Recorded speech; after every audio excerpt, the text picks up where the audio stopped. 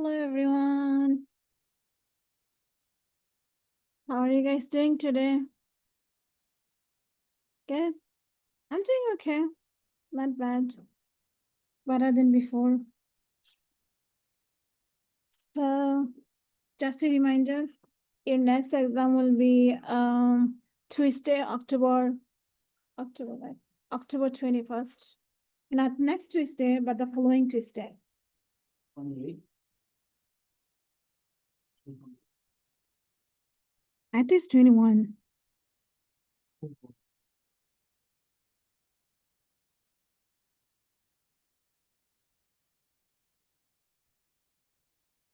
Oh, no, 28.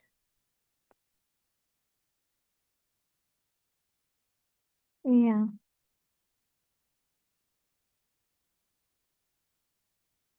28. Sorry about that. 28, right? We have 1, 2, and then today 1, 2 classes. Yep. We have school Tuesday, right? On 28. Yeah. This semester is a crazy semester. I don't even know when we have school and when we don't. We have to keep tracking the calendar every day. But anyway, Monday, if you have Monday classes, there will be no class Monday. Monday school is off. And if you have Monday class, then I have to come on Friday. I mean, you have to come on Friday anyway. But next Friday, we'll not have our class. You'll have your Monday classes. So next Friday is a Monday schedule, and Monday there is no class. Okay, so good news and bad news put together. Good news, no class on Monday. Bad news, Friday is a Monday class. Huh? Yeah, so next week we are going to have class Tuesday and only Tuesday. Only Tuesday. And then the following week, you're going to have your exam. Okay? Cool, cool. And I did not post review sheet, right? No. I'll work on it over the weekend. I submitted my paper yesterday. But I have another one coming up. My first draft of the proposal for the dissertation due next week. But since it's first draft, so he said it doesn't have to be perfect, just write whatever you come up with. So I already have a little draft. So I'm not worried about next week. But then when it comes to the final draft, which we'll do probably 2 or 3 weeks later, then again, I'll be really busy. Anyway, any question before we start? Any comments, concern, complaint? Nothing yet? So before we start, let me refresh your memory with what we did in chapter 11. The entire chapter 11, whatever we did so far. We learned, you made it. You didn't miss anything yet, so you're fine. It's okay. So, again, our second exam will be 28, which is not this Tuesday, but the following Tuesday. And then on chapter 11, we learned how to solve for x by completing the square. It means if you have x squared plus bx plus c, then we can rewrite x squared plus bx, the first two terms, as x plus half of the b inside the parentheses, whole thing square, and then you subtract the same amount half of b, but with a square. So we always rewrite the first two terms. We don't care about the constant. The constant will be added with whatever you're subtracting the perfect square. And then you just bring the constant, those numbers to the right side, take the square root, solve for x. Then another way we can solve for x, if you don't want to use complete the square, then you have to memorize the quadratic formula and you have to memorize correctly. There are two downsides about quadratic formula. One is people don't remember it correctly.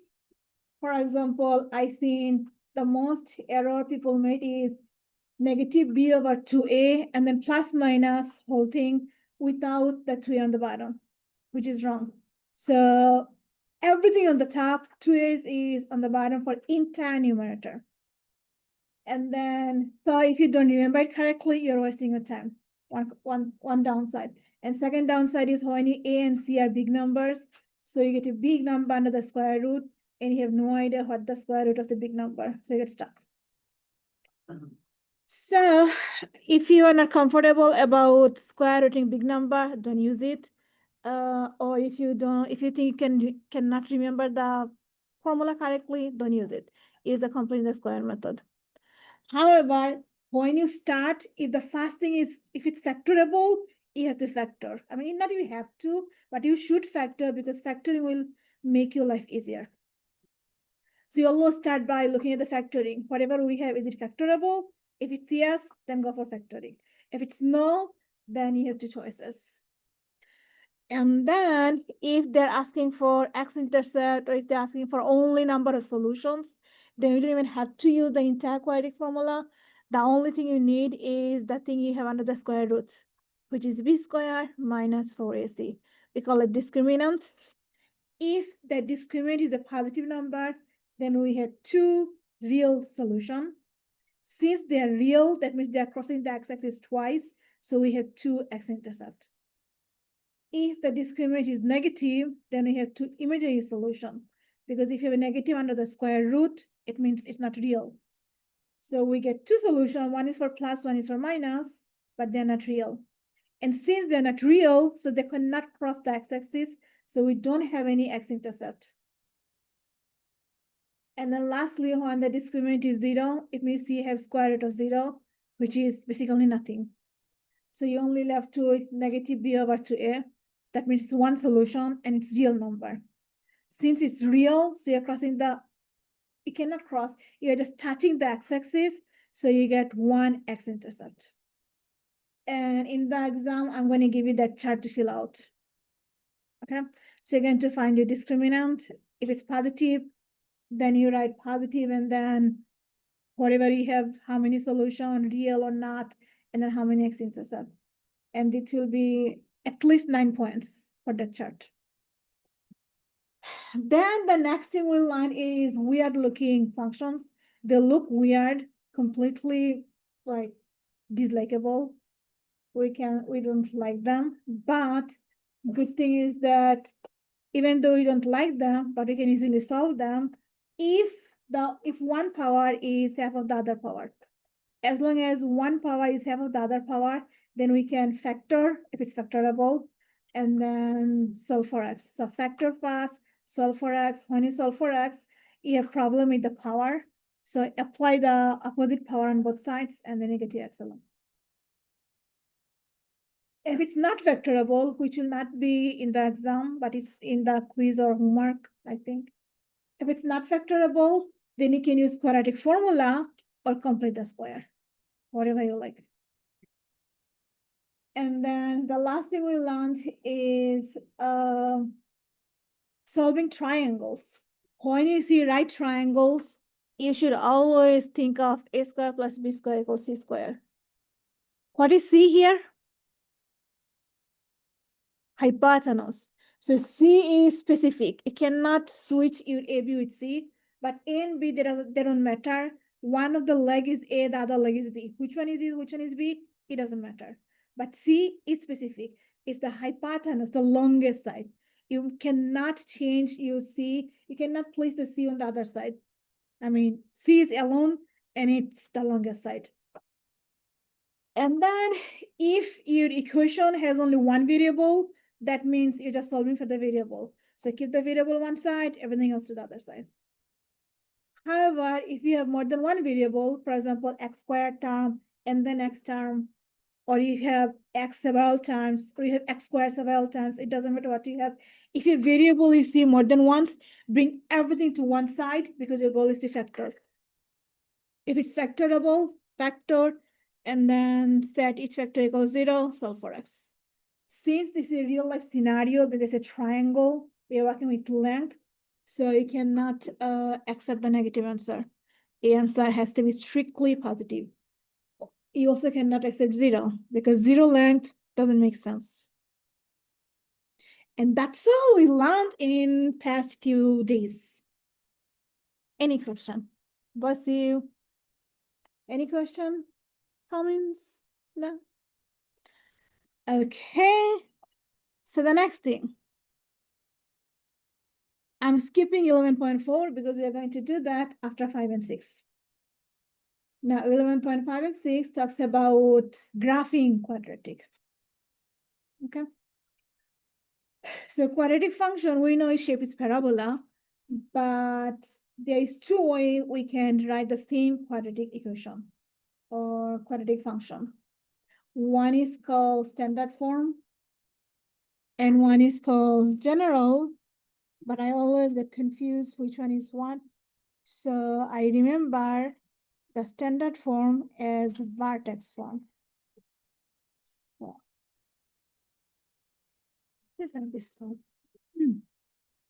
Standard form.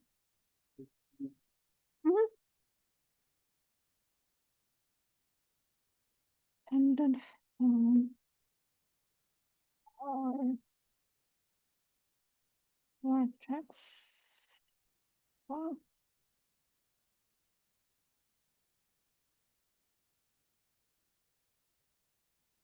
So standard form has another name, vertex form. It's called vertex form because the parabola, the vertex of the parabola, we can see in this what should I call function? In this function. What's the vertex? It's h from the inside of the parentheses and k from the outside of the parentheses. H represent the x value of the vertex, k represent the y value of the vertex. And that's why I like it, because vertex is the most important thing in parabola or in quadratic. One of the most important thing is the vertex. So when you see the vertex, we are happy. We don't have to use any formula to find the vertex. And axis of symmetry, it's the line that divides your parabola into two equal pieces. So parabola is a symmetric function. It's a symmetric graph. It means it's like human body. I mean, outside of the human body. Inside of the human body is not symmetric. Outside of the human body, you can dissect, and then whatever you have on the left side is same thing, whatever you have on the right side. It's outside, okay? Inside, do you have inside symmetry? Of course not, because you have only one heart. So you cannot split your heart, right? Your heart is on the left. The normal person, heart is on the left, so when you split, there is no right heart. So inside of the body is not symmetric, but outside of the body is symmetric. So whatever divides your graph into two equal pieces, that's the symmetry, axis of symmetry. And that's the x value of the vertex. And then we have general form. We don't like general form if you're looking for vertex. And general form also doesn't give us much information. The only thing we like about general form is the y-intercept. To find the y-intercept, we settle the x0, right? So what's the y-intercept? The constant. That's why general form is useful, or we love the general form if you're looking for the y-intercept. Otherwise, we don't like it much. And also, if it's factorable, we love it because we can find its solution easily. So general form has two good things. One is the y-intercept is easily visible. Another good thing is if it's factorable, we can factor and we can get the x-intercept or the solution easily. However, since we do not see the vertex in the general form, that means you have to use a formula to find the vertex of the general form. Unfortunately, we have a formula only for the x value of the vertex. So we use the formula x equals negative b over 2a. Once you get the x value of the vertex, you substitute that number into your function and get the y value of the vertex. Okay. So when you see the vertex, no formula is needed. Just extract them from the equation. But if you don't see the vertex, you have to solve it using a formula. You have to find it. Shape of the parabola, shape of the quadratic is parabola, we already know. And there are two types of parabola. One is upward, one is downward. When you coefficient for the x squared term means the leading coefficient. So you have ax squared plus bx plus c. So that a, if that a is a positive number, then you have an upward parabola. But if that a is a negative number, then you have an upside down parabola. When you have an upward parabola, we get the smallest point, which we call minimum. And when they talk about minimum value, value means the y value. For example, if they gave you an equation and they're asking, what's the minimum value of this function? That means you're supposed to give them the y value of the vertex. Same thing if you have an upside down parabola. So in an upside down parabola, we have the highest point and we call it maximum. And if they're asking to find the maximum value, it means you're finding the y value of the vertex. Any question? Okay. Next thing is the domain and range. Parabola is a polynomial, and polynomial doesn't have any problem. It's polynomial. It doesn't have any problem. PP. It doesn't have any problem. That means we can apply any number for the x value from the entire number line. Thus, our domain is from negative infinity to positive infinity. Means we can substitute x with anything. However, the range, we cannot substitute for it. We cannot get any y value. If you have an upward parabola, for example, like this, the upward parabola has the minimum y value is the y value of the vertex. So your range starts from the y value of the vertex. Y value of the vertex. That's the minimum value of your function, of a parabola. And the maximum goes on forever. So the maximum is infinity. Minimum is the y value of the vertex, maximum is infinity. So y value is not everything. Y value depends on the vertex.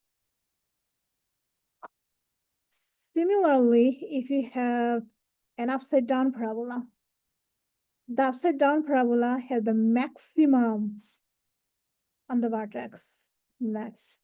So this is me. The maximum y value is the y value of the vertex. Y value of the vertex. That's the maximum y you can get. The minimum y, we don't know because it's going on forever downward. So it's negative infinity. So for an upside down parabola, we get all the y values from negative infinity to the y value of the vertex. That's the only thing we can get in upside down parabola. And in upward parabola, we get the minimum y value of the vertex and the maximum infinity. It goes on forever.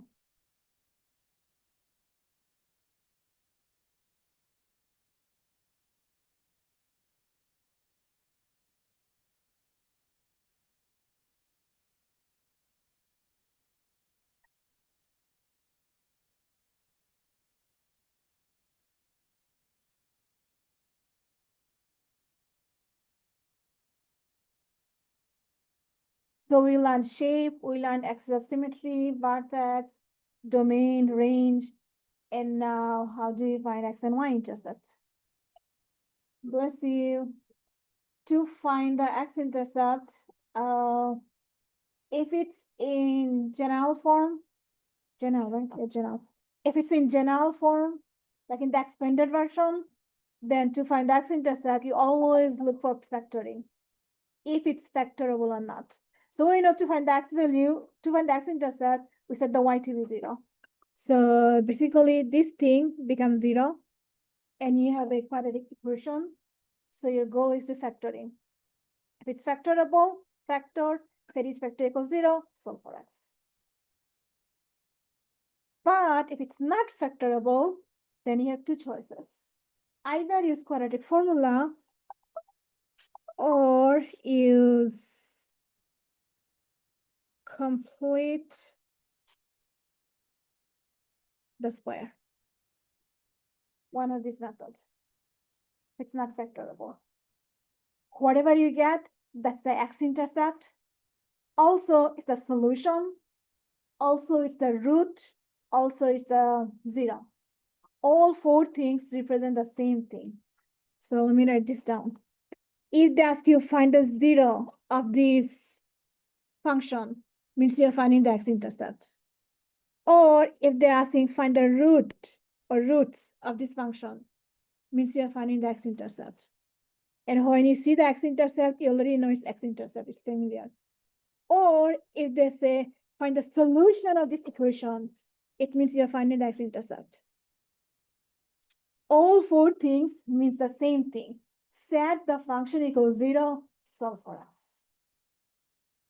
Okay, so depending on the people's mood, maybe some people like the word root, they'll say find the root of this function.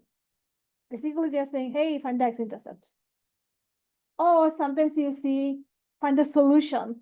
It means solve for x. So mostly in this class, you're going to see x-intercept or the solution. They're the same thing, okay?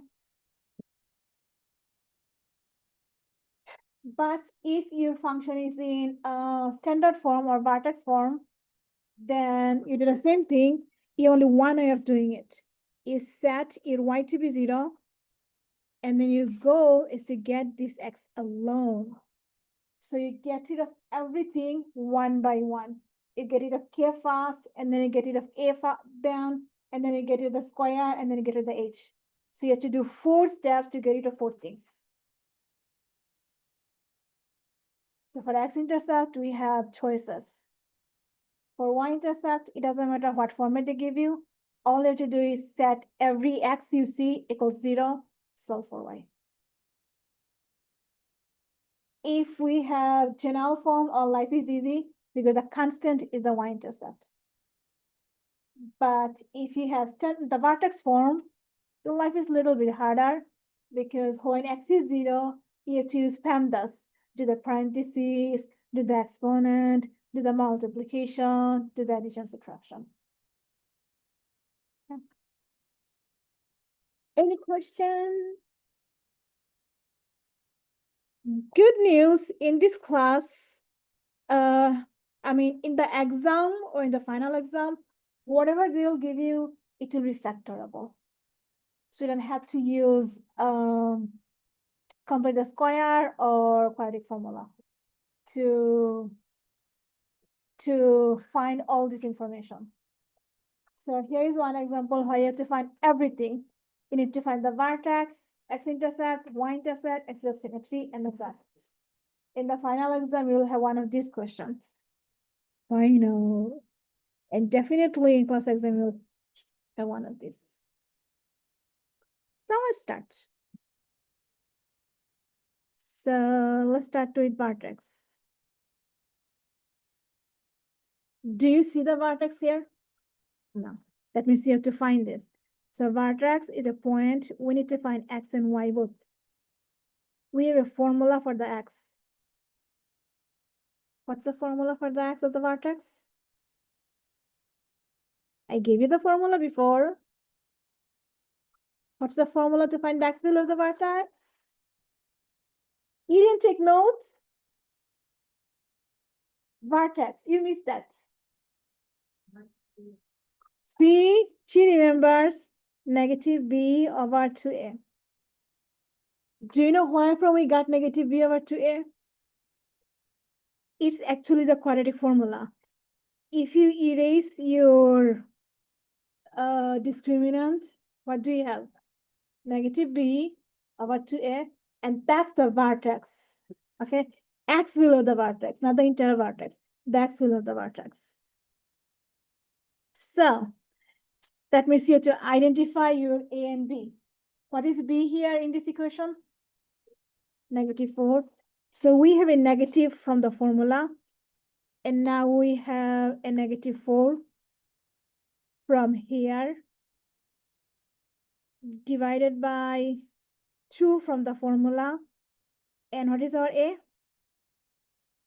X cannot be 1. A, B, C, they're numbers, only numbers, strictly numbers. A, B, C, M, they're numbers. So we have negative 4 means what? Positive 4 divided by 2. And what is half of 4? 2. That's the x value of the vertex. See the x value of the vertex is 2. That means now we need to find the y value of the vertex. Unfortunately, there is no formula for y. So what do we do? Plug in. Whatever we have, plug it into the equation, into the function, get the y. So we have x squared minus 4 times x minus 5. And we found our x is 2. So 2 squared minus 4 times 2 minus 5.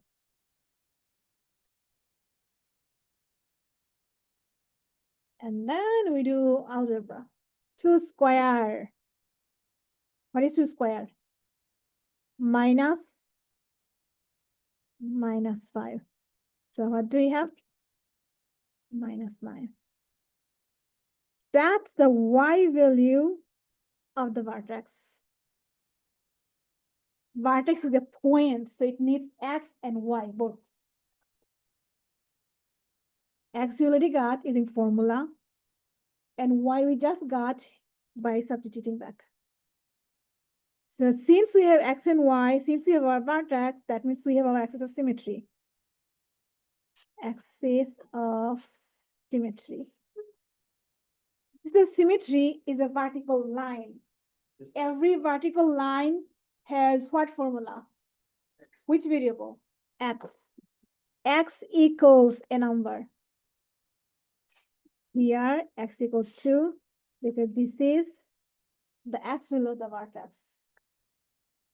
Axis of symmetry is a vertical line that goes through the x value of the vertex.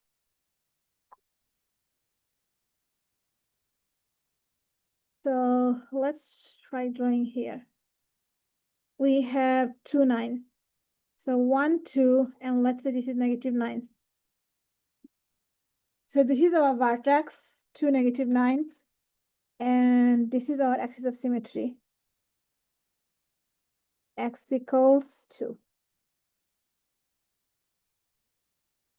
That is our plan, sketch the parabola. But we know that it's going here and it's going there, right? My question is, how do you know when they are crossing the x-axis and the y-axis? We don't. That's why you have to find it. So let's find the easy one first. Y-intercept. In general, how do you find the y-intercept? Let x to be 0. And then solve for y. So this one is easy. We have y equals 0 minus 0 minus 5, which is simply y equals negative 5. So let's say this is negative 5. So we are crossing our y-intercept through negative 5. That means the only thing now you need to know the two x-intercepts, how they are crossing the x-intercept. The last thing is x-intercept. In general, how do you find x-intercept? At y0. So 0 equals x squared. Oh, if you write down the formula, that step.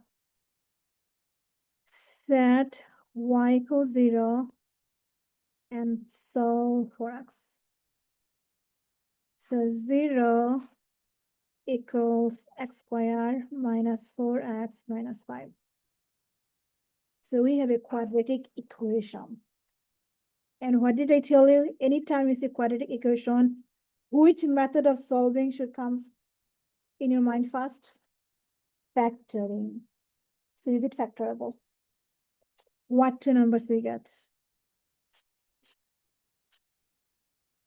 -5, +1.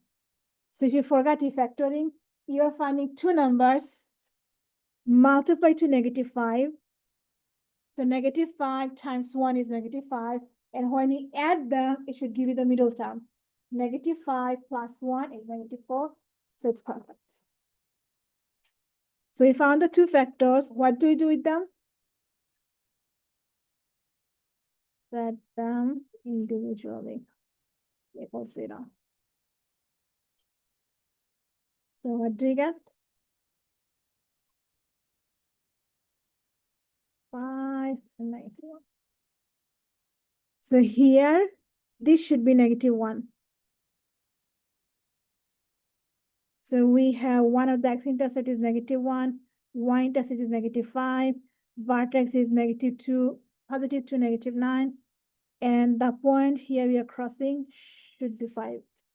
2, 3, 4, 5. Okay. That's our parabola.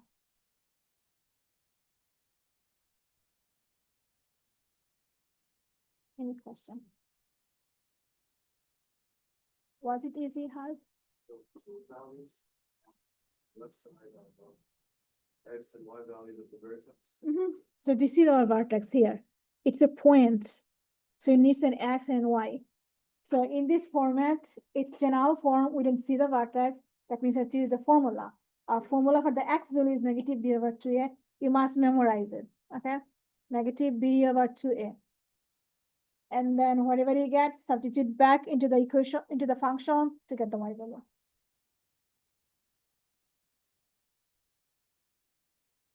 Okay, you try one. And let's say you don't have the 8, okay? Let's see only this. -x squared plus 6x. No. Because sometimes in the exam, they give you only 2 terms. So I should teach you what to do in 2 terms. Same thing, everything same, okay? Just because you see 2 terms, don't get scared. One is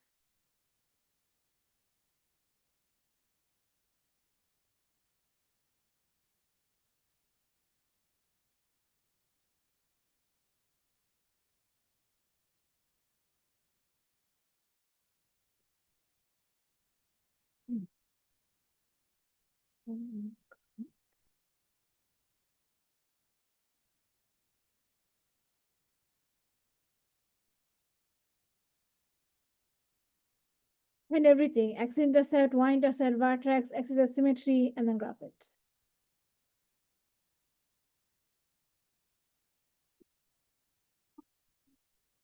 Oh, this is 1 to 6. Let me actually give you both questions together. I have one more question. Y equals -1/2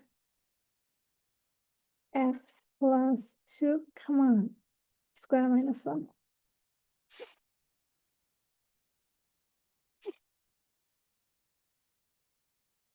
Try both of these.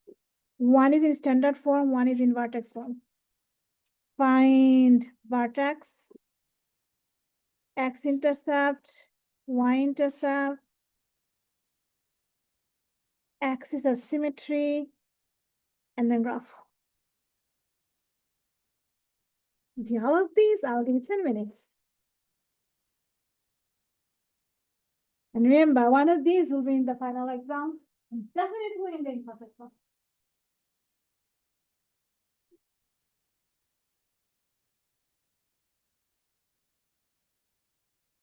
Here's one from the get the x, so if you can do that,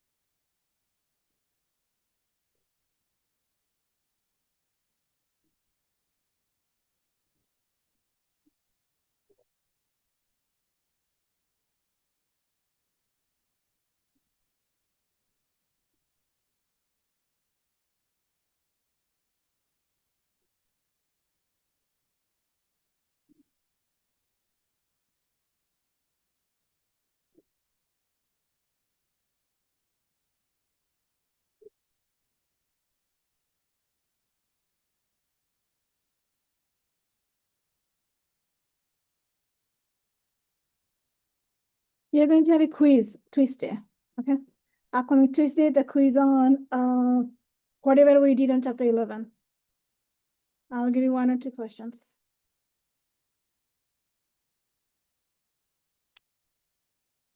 Are you guys ready? Okay.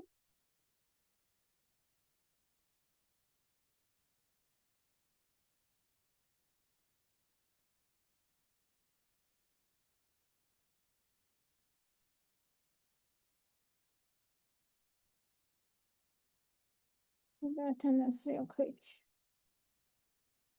Ashley, Julissa, Michael, Lady, Lola, yeah. Jonathan, absent. Rena, absent. Ali, yeah. Denisa, absent. Samantha, Nicole, Andy, Priya, Katie, Andrew, George, Mariana here, Danielle here, Fatimata here, Asmain, absent. Shuing, here. Chloe, absent. Ethan, I saw you right here. Kathleen, Brennan, here. Ryan, here. Shahana, here. Leonardo, Brian R, absent. Brian V, Gian, here. Alex, here. Anastasia, here. Brennan, help me with the X value of the vertex, please.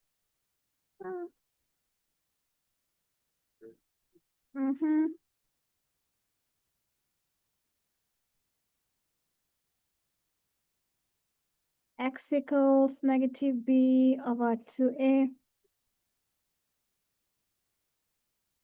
Negative what over what? But I don't have any 4 here. Negative 6. 2 times negative 1. So what do we have? Negative 6 over? Which is? Perfect.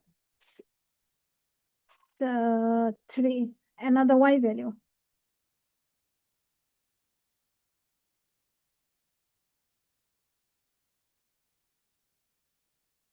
Negative 3x squared. 6 times negative 3.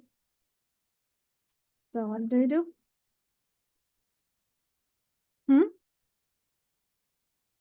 Say it louder, I didn't hear you.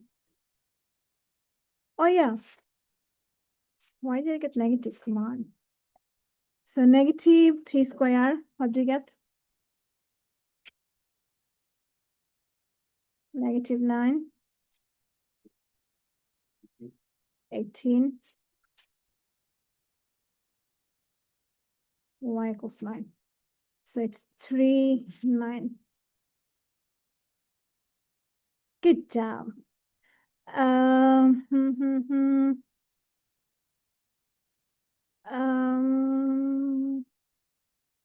Lola, axis of symmetry. You don't have to do it. The answer is in front of you.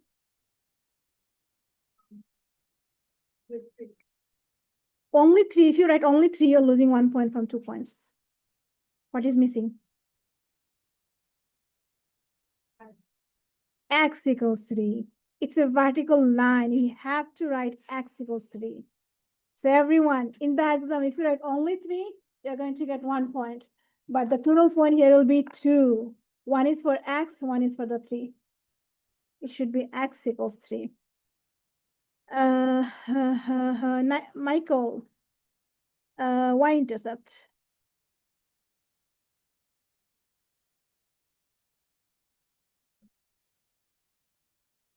that x equals 0. So for y, so what do you do?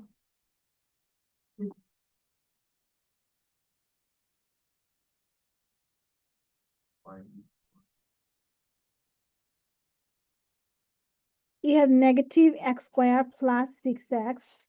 If you set both x to be 0, so what is your y? 9. How do you get 9? If both of the x is 0. The 9 is the y value of the vertex. I'm not looking for y value of the vertex. I'm looking for the y-intercept, means where you are crossing the y-axis. The answer is in front of you. Y equals negative x squared plus 6x, but you know all the x is 0. So if all the x is 0 on the right side of the page, what's the y?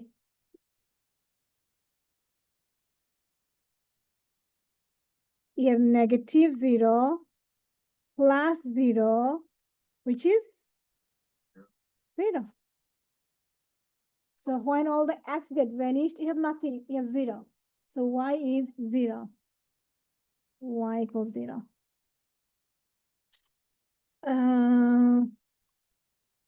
Ali, x-intercept.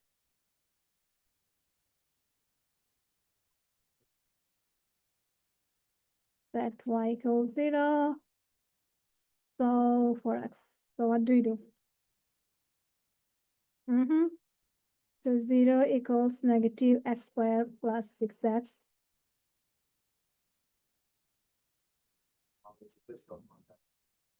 Remember, what did I say? Anytime you are solving quadratic equation, what should first come in your mind? Which method of solving? Nope. Formula you use when you get stuck. What's the first thing you should always look for? Start with F. Ends with R. What's the six letter word? Start with F, ends with R.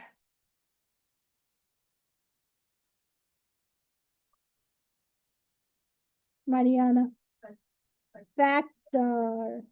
You should always look for factoring. Is it factorable? Really?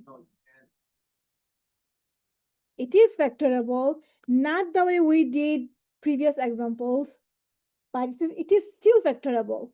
What do you factor this time? Really? 6x doesn't have x squared. X, you factor GCF. So either you can factor out x, or since you're starting with negative, you can factor out negative x, because you don't like to have negative to start with. So let's factor out negative x. So you have negative x squared. If factored out negative x, what is left?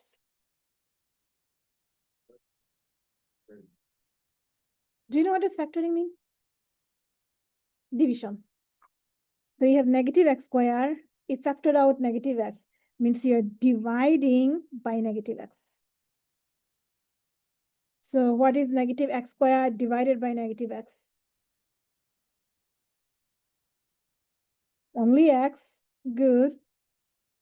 And then you have 6x. If factored out negative x. So what do you have? Be confident. Negative what? Negative 6. Because x cancel out. Ah! What happened? Sorry. It's HDMI. So x cancel out. You have negative from the bottom and 6 from the top. So it's x minus 6. So here we use GCF. It's called GCF. We use GCF to factoring. GCF to factor out negative x. Previously, we did direct factoring, means we split our constant into 2 terms. Since we don't have a constant, so we cannot split them. So Ali, what do you do next? How?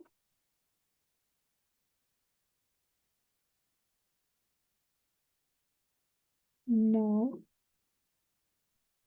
You have two factors, right? Two factors, their product is 0. Multiply, I think it's.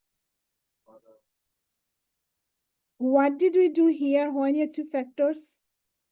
What was our next step? that's all. Do, separate them. Negative x equals 0. And then x minus 6 equals 0. So if negative x is 0, what is x? Still 0. Negative doesn't affect us. And if x minus 6 is 0, what is x? So these are our x-intercepts. Fortunately, x equals 0 and y equals 0, they're the same point. So when you graph, we have x and y intercept same 0. One of them is 6 for the x-intercept. Our vertex is 3, 9. So 1, 2, 3, and let's say this is 9. 3, 9 is here. So what type of parabola we are graphing? Downward. So we connect all three information and we have your parabola. Any question? It was like, that we was gonna be a downward variable since since like We start with negative x squared. This information is only telling us that we are going to have a downward parabola. The only thing we needed to know was the vertex and which 2 points we are going through, the x and y intercept. Okay. The next one, we are saving time from finding vertex, but we are going to waste our time finding the y-intercept. So basically, it's going to take the same time, same amount of time. Let's see. Vertex.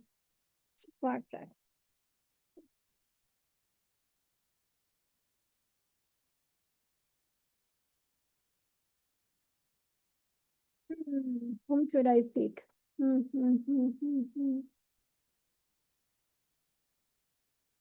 Leonardo. You don't have to do any math. The answer is in front of you. Do you see the vertex in front of you? Do you see the vertex in your function? So what's the vertex? You can be wrong, it's okay. So what do you see? Just tell me, what do you see? 2 and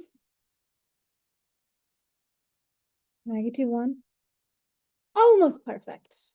Why almost? Because this sign is positive here, but the equation says it's y equals ax minus h squared plus k. So we have two different signs. Since we have two different signs, so when you get the vertex, your sign must be opposite of the inside. So they're telling us, this information is telling us negative h is 2, but you're not looking for negative h, you're looking for positive h. So if negative h is 2, what is positive h? -2, right? -2. So this is -2. And the outside is telling us our k is -1. And you're happy with that? Our k is k. So k is -1, so k doesn't change the sign. But for h, we always have to change the sign because of the negative sign inside. So you did great, Leonardo. Thank you. See, we saved our time. We didn't have to find it. Axis of symmetry. Axis of symmetry.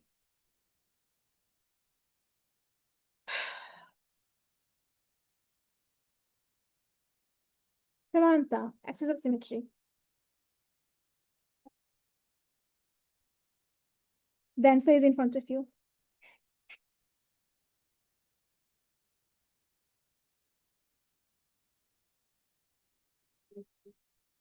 You lost 1 point. X equals -2. You have to be careful, guys. If you don't want to lose any points, be careful.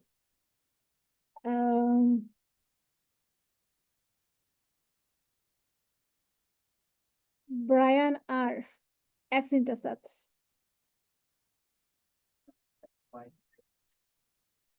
Set y equals 0 and solve for x.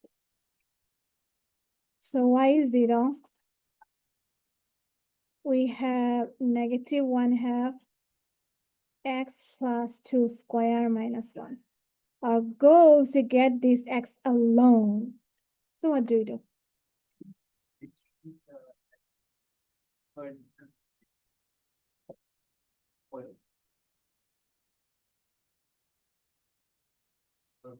So x has 2 next to that, -1 outside the square, and then -1/2 before the square, yeah.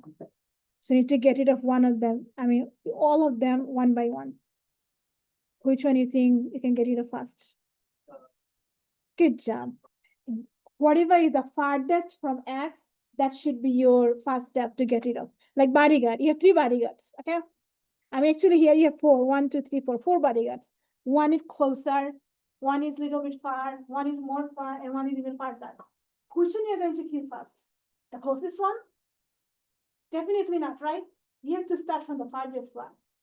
Farthest one, then closer, and then the closest one. So -1 is farthest from x. We are going to kill that first. We add 1 on both sides of the equal sign. So we get -1/2 x plus 2 square equals 1. And this is still your target. Now, and dividing by -1/2 means what? Multiplying by -2. So multiply by -2 both sides. So this -2 cancel out. We have x plus 2 square equals -2 times 1, which is -2. You already killed 2 bodyguards. Now, which one is farthest? I mean, farther. Square. Good. So how are you going to kill the square? Square root. Square root -2. And we stop. Why do you stop? There is no chance for us to kill the bodyguard. It's too strong. Why? How is too strong? It's imaginary. That bodyguard doesn't even exist. How can you kill it? It's a ghost. Okay? It's a ghost. We cannot kill a ghost. We have to stop. This is imaginary. Can we have imaginary x-intercept? We can have imaginary solution, but not x-intercept. So x-intercept doesn't exist. This x is safeguarded by a ghost, which you cannot kill, so you cannot get the x alone. That's the main concept. Now comes y-intercept. Daniel, go ahead. Y-intercept. How do you find y-intercept? Set x equals 0 and solve for y. So y equals -1/2 0 plus 2 square minus 1. So what happens now? Y equals Here comes pandas. Y equals -1/2 times 4 minus 1. How do you get times 4?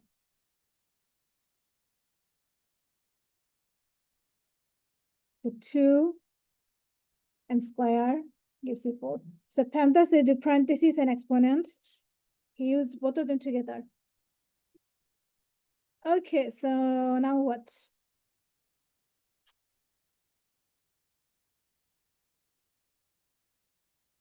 The 2 goes to 4 twice, or half of 4 is 2. So you have -2 and then minus 1. -3.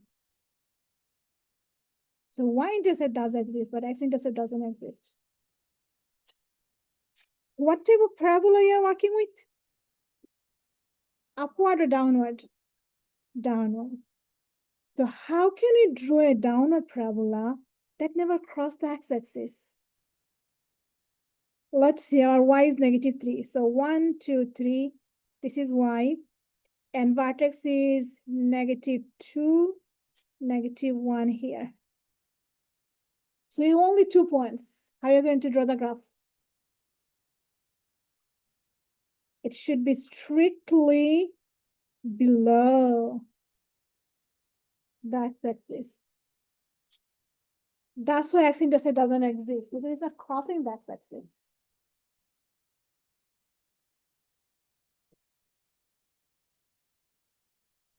Any question?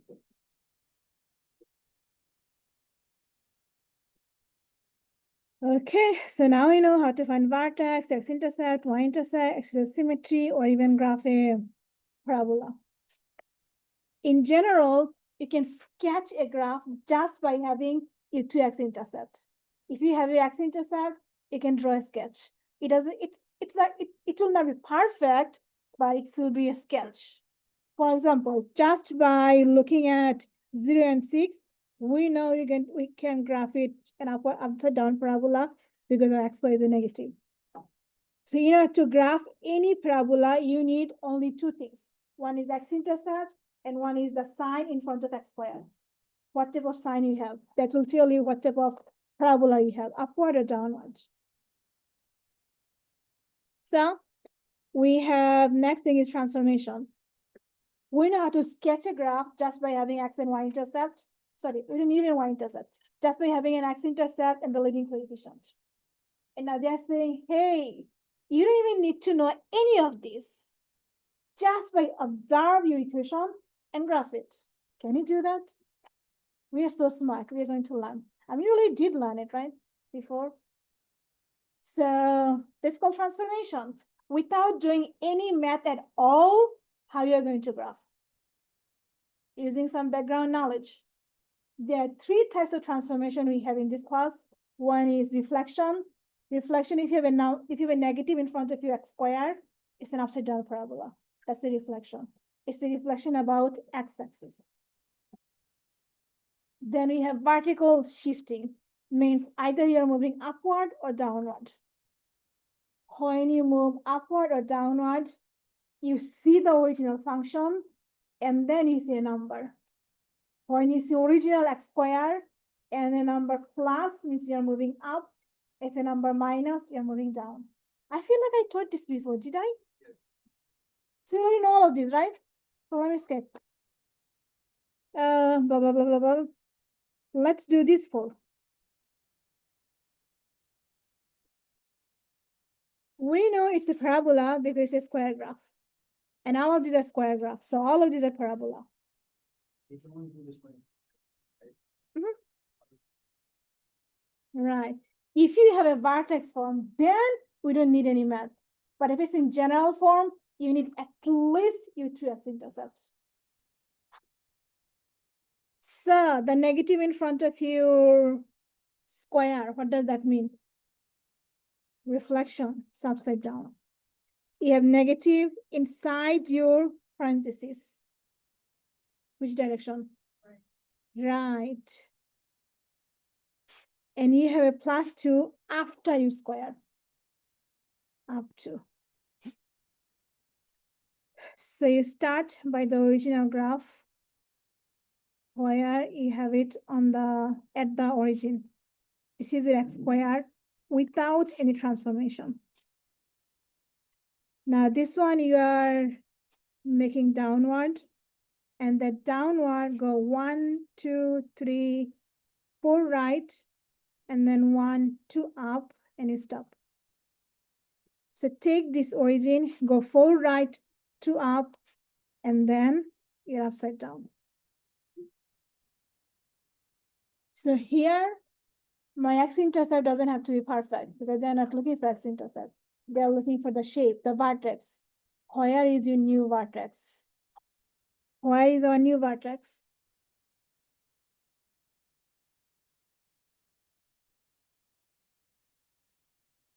Really? Is it -4? +4. So you see, inside you have -4, but when you write it, it becomes positive. Because see, negative doesn't follow your direction. Whatever you have inside, that doesn't follow the direction. Yep. And you know the rest, right? The same direction, the same thing. So let's keep the thing. Transformation. Yeah, I feel like I taught this so many times. I'm teaching 3 classes and I'm teaching the same thing over and over and over. Like, I feel like I did it so many times. Yeah, in 3 classes, doing it 3 times, and now one more time, 4 times. So it's the other way around. Parabola is given.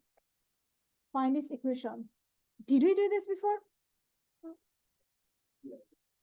We did? Oh yeah, going other way around. Oh man. Yeah. So let's refresh your memory. You start with the vertex from a x minus h square plus k. That's how you start. And then based on the information, we just plug them in. The only thing we don't know is a. So our goal is to see how much is the a and then replace it back. So we definitely know our h. What is h here?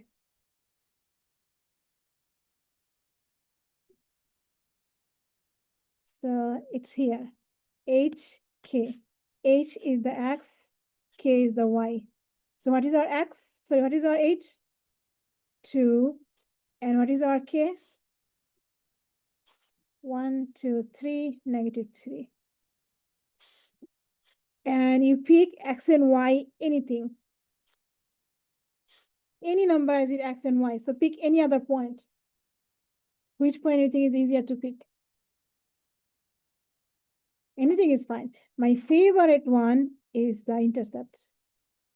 Y-intercept. So in the y-intercept, what is our x value? 0. And what is our y value? 1. So see, we have x, y, h, k. The only thing we don't know is our a. So 1 equals a, we have no idea about. 0 minus 2 square, and outside you have -3.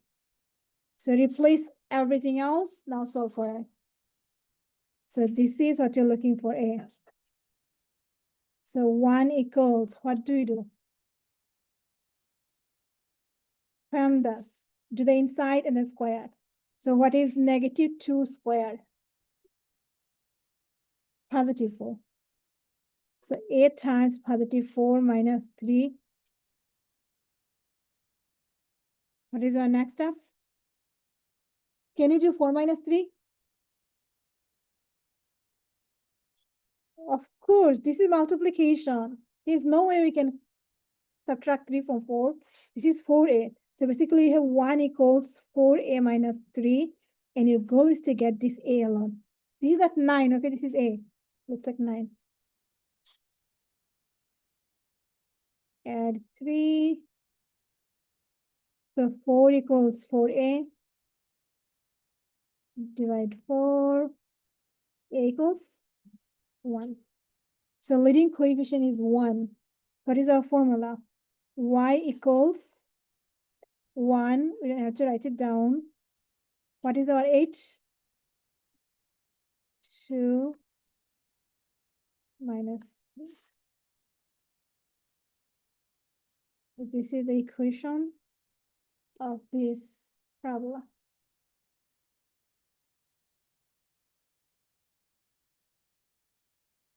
Is there anybody who is lost? We did this in details at the beginning of the semester. I think 3 point something. 3 point something, right? 3.6. Yeah. So with this, we are done at 11.56. Now, why did I leave 11.4 at the end? Because 11.4, we are solving inequality. And to solve inequality, you have two ways. The first part of this inequality is all parabola, and the second part is rational. So when you're working with parabola, you can use your graph to find your solution. You don't have to use table. So either you're going to use table or you're going to use graph. That's the two choices you have. Now, the difference between all the things we did so far and this section is that whatever we did so far, when you solve for x, we got either one solution or two solutions. So this time, when you're trying to solve for x, you're not going to get one solution or two solutions. You're going to have a set of solutions. There's an interval of solutions. When you solve an inequality, you don't get one solution or two solutions. You get a bunch of solutions, a bunch of numbers, and we use an interval to represent all those numbers, which satisfy the condition. We have 4 types of inequality. This is called, depending on your position. If your x is here, this is called less than or equal. This is called bigger than or equal. This is called strictly less. This is called strictly bigger. So whichever side has the variable, you should read that first.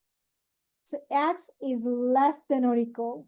X is bigger than or equal. X is less than, x is bigger than.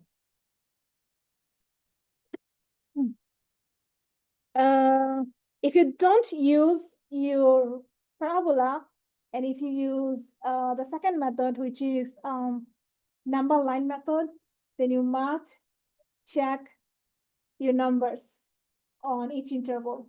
Which number gives you whatever you're looking for. Now, for example,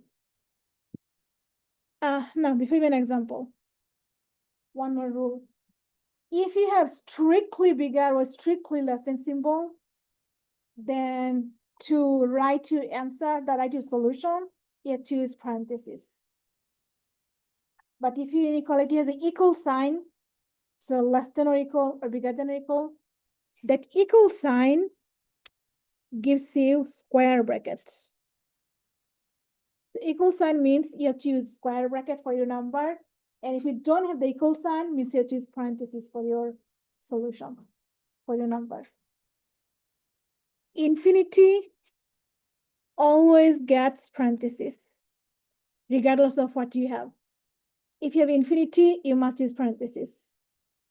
And for numbers, these are the rules for the numbers.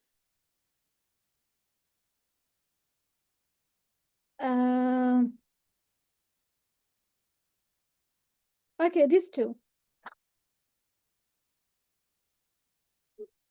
Using transformation, let's graph it. What two parabola we have? Downward. And how you are shifting it?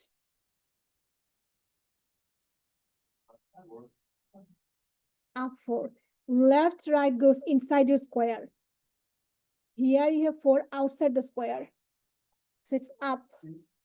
It's up 4. So you have a parabola. The original one is here, but this one is the same parabola, upside down, and go 1, 2, 3, 4. 4 unit up, and then upside down. This is the parabola, right? Yeah. Upside down parabola, 4 units up. So you know the shape. Now let's see what they want us to find.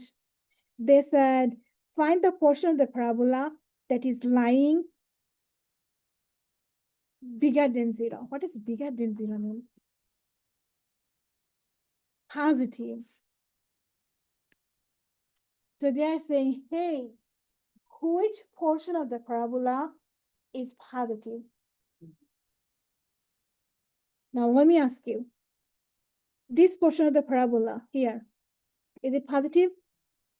It's negative. This portion of the parabola, is it positive? No, it's negative. It's lying above, it's lying below the x-axis. So everything below the x-axis is negative. But what you're looking for? Positive. So if I take this point, is it positive? Yes. If I take this point, is it positive? How about this one? Is it positive? Here? And here? All of this is positive. Now, my question is, from which number, from which x value to which x value you have this positive parabola? Yeah, solve it. Exactly. We know it's here to there. And I am asking for this. From which x value to which x value you have the positive parabola? We don't know, so what do we do? Solve for x. Basically, you're looking for x-intercept. Solve for x. So we have negative x squared plus 4 equals 0. How do you solve? Bless you. Y equals 0 is here. I'm solving for x. Yes, I'm looking for x-intercept. Okay, these are x-intercept, right? How do you find x-intercept? So I should write x-intercept. X-intercept is y0. So you can subtract 4. We get negative x squared is negative 4. No, it still has an bodyguard, right? The negative in the front. Multiply or divide. You get x squared is 4. Good. X equals plus minus 2 to the square root. So what is this on the left side? Which number is this? Negative 2. And what is this? Positive 2. So from which x value to which x value a parabola is positive? From negative 2 to positive 2. And what should be your boundary? Parentheses or bracket? Parentheses, because we don't have the equal sign. This is our solution. We don't have to draw the graph. I mean, we don't have to draw a table. Just observing the graph is fine. You have to call it back. You master the graph. Question, what did you do, at that right there, x, negative x, set the y with the. Divide or multiply by negative 1. Ah. The one is invisible, so I made it Get rid of the invisible. negative. Correct. The next question is almost same, but this time what they are looking for? Less than 0, right? Negative. So we have the same equation. Do you notice? Negative x squared plus 4, negative x squared plus 4. That means we can use the same parabola. No problem with that. They're saying which portion of the parabola is negative? So which x value gives us negative parabola? Let's do it on this page. One page. Negative x squared plus 4 is less than 0. So we have this is -2, this is +2.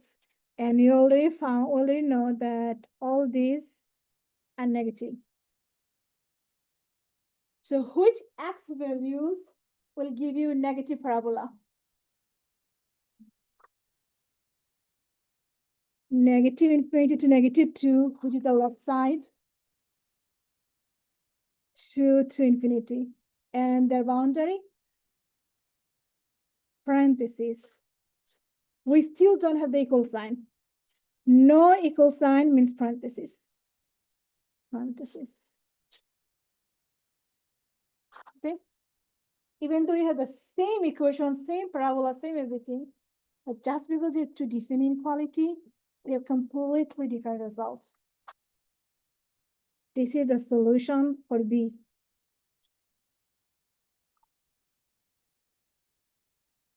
Who is lost? Anyone? So basically, they are giving you a parabola, and they're not asking for solution. They're not asking for x-intercept. They're asking for your positive y or negative y. So where you see the positive y means which part of the parabola is positive. Negative y means which part of the parabola is negative. And we observe the y's, but you have to give them x. For which x values, we have a positive parabola. For which x values, we have a negative parabola. Question? This is the last thing. In But since we already took the next week on the Friday. Oh, Tuesday, Tuesday, that's right. yeah. This will be the last thing in the exam. You know, the exam is supposed to be 21 because the dropping date is 30. So I think I made the announcement that our exam will be 21. But then because of the schedule conflict, I forgot we didn't have class. But yeah, for you, 28 is fine. I have 30 students. That means I have to grade the exam in one day. Yeah. So I have to change schedule for my other two classes. Andy, right? Did you have a question? No? I thought you raised your hand. No? Okay. Two interesting question here.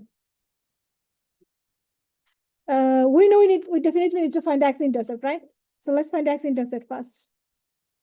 X-intercept. How do you find x-intercept? Set y0. So we have negative x squared minus 4 equals 0. Actually, before we find the y-intercept, x-intercept, let's see the graph first because this is an interesting question. How do you graph? What type of parabola? Upside down. Which direction? Down 4. So let's do it here. The original one is this. And now we have upside down 1, 2, 3, 4. This is the parabola we have, right? No objection, right? Okay. Now what this is asking us, give us the positive portion of your parabola. Which portion of this graph has a positive portion? None. So the answer is none. It doesn't have any positive portion. The solution doesn't exist. So it is strictly below that axis. How about the next one? What this one is asking? What are you supposed to give them? Smaller than 0 means positive or negative? Negative portion. So which part of the parabola gives you negative parabola? The entire thing. negative infinity to positive infinity. And infinity always the parentheses. You see? If you start with your graph, then sometimes you don't even have to find the x-intercept. The answer is in front of you. So start with the graph, and then if you see you need to find the x-intercept, like the left page, then go for the x-intercepts. Okay. So you're going to continue from here on Twister. And remember, you're going to have a quiz. Instead of an exam on Twister, I'm going to give you a quiz. So you'll have an idea what to expect in the exam. The entire chapter 11. So today I went over all the things we went over before. At the beginning of the class,